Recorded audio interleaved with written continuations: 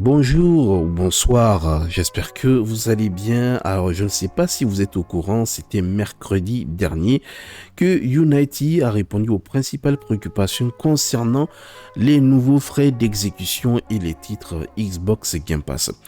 En fait, l'équipe de l'outil de développement Unity a suscité beaucoup de réactions après avoir annoncé son intention d'introduire de nouveaux frais d'exécution dès le 1er janvier 2024 qui facturaient l'atteinte d'un certain seuil de revenu minimum au cours des 12 derniers mois et un nombre minimum d'installations à vie qui peut passer de 0,01$ à 0,20$ voilà, par installation. Je cite: comme beaucoup d'entre vous le savent, le moteur Unity est en fait constitué de deux composants logiciels importants, l'éditeur Unity et Runtime Unity. Unity Runtime est un code qui s'exécute sur les appareils du joueur et fait fonctionner les jeux Made with Unity à grande échelle avec des milliards de téléchargements mensuels. Nous introduisons des frais d'exécution Unity basés sur chaque fois qu'un jeu éligible est téléchargé par un utilisateur final. Nous avons choisi cela parce que chaque fois qu'un jeu est téléchargé, Unity Runtime est également installé. Nous pensons également qu'une redevance initiale basée sur l'installation permet aux créateurs de conserver les gains financiers continus de l'engagement des joueurs, contrairement à une part de revenus. Oh mon Dieu, tout est fait pour... les gens, ils font que réfléchir à ça, quoi. Comment est-ce qu'on va faire pour gagner de l'argent?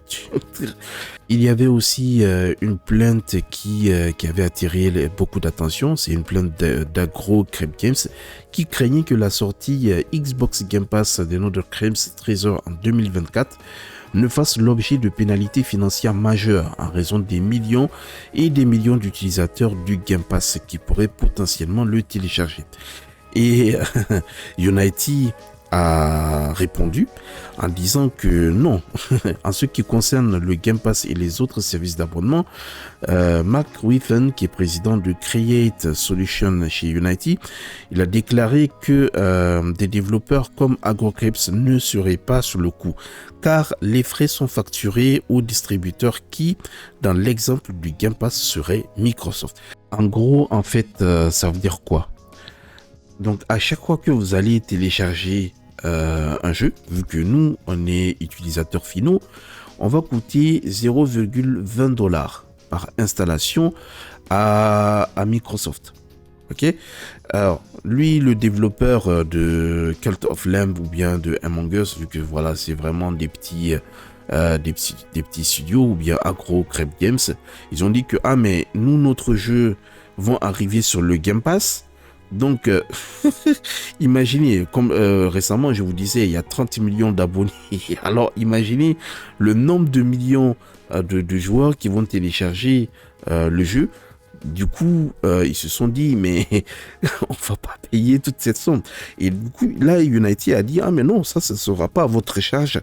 C'est Microsoft qui va payer. Donc, à chaque fois que vous allez télécharger un jeu, c'est une première installation initiale, donc vous allez coûter de l'argent à Microsoft. Et donc ça veut dire que même si vous l'installez, vous supprimez, vous retéléchargez, là vous n'allez pas coûter de l'argent. C'est juste vraiment la première installation. Donc quel que soit le support, si le jeu il est dispo sur PC, sur mobile, sur console, ça veut dire que si vous téléchargez sur les trois supports, vous allez coûter 0,60$ à Microsoft. Alors, je ne sais pas ce que Microsoft va faire parce que vu le nombre d'abonnés qu'ils ont, moi je trouve que c'est fait exprès. Ok? Parce que si c'est un jeu que vous achetez plein tarif, là il n'y a pas de souci. Les frais, vous allez les payer. Par exemple, si c'est 80€ ou 70€, dans tous les cas, il y a les frais là qui sont inclus. Mais je pense que les gars, ils se sont dit, mais attendez, comment on va faire avec le Game Pass? Parce que les gars, ils sont bien, ils vont payer juste un service et ils vont bénéficier des jeux. Il faut qu'on trouve une solution pour gratter des sous. Et là, ils se sont dit qu'ils vont aller sur ça. Donc, pour une installation initiale, boum, nous, on va prendre des sous.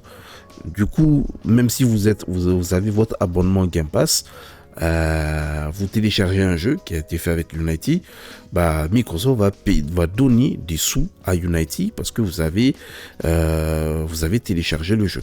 Alors, je ne sais pas peut-être que Microsoft va dire, bon, si c'est comme ça, nous, tous les jeux qui sont là au niveau de Unity, on va les enlever. Ah bah oui, parce que vous allez nous coûter des sous.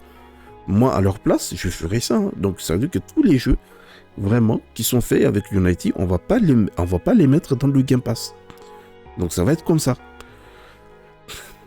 En tout cas, moi, à la place de Microsoft, je ferais ça. Parce que ça va me coûter des sous. Dites-moi, vous, ce que vous en pensez. Bah, là, actuellement, Microsoft n'a pas encore répondu. Donc, on va suivre cette histoire de près. Et ça ne concerne pas que Microsoft, hein. C'est tous les développeurs, les studios, du coup, qui ont travaillé avec Unity. Puis voilà. Mais je trouve que ce sont les services d'abonnement qui sont vraiment ciblés. Parce que si vous achetez un jeu plein de tarifs, et ça, il n'y a pas de problème. Parce que dans tous les cas, vous allez les frais, vous allez les payer. Voilà. Je trouve que c'est vraiment les services d'abonnement qui sont ciblés du coup pour essayer de grappiller encore des sous. Voilà les gars, c'est la fin de cette vidéo, donc j'attends vos réactions hein, évidemment. On n'oublie pas de mettre les pouces bleus, très important, voilà, de réagir au niveau des vidéos, tout ça l'algorithme prend ça en compte et puis nous on se dit à la prochaine, salut salut.